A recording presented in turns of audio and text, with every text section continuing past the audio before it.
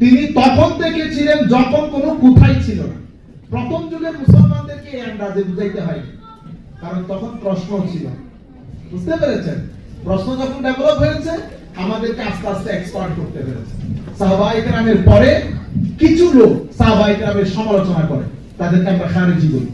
তখন আমাদের আকীদার মধ্যে আরেকটা জিনিস অ্যাড হয়েছে, সেটা কি?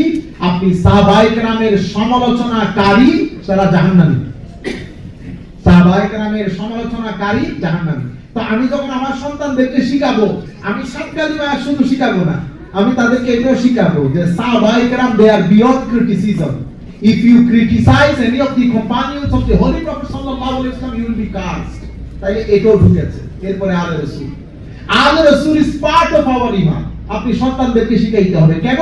কারণ আমাদের সোসাইটির মধ্যে একটা মাইন্ডসেট আছে, যারা আলে রাসূলের মহব্বতের কথা না বলে বরং হেট্রেড গুলা ছড়িয়ে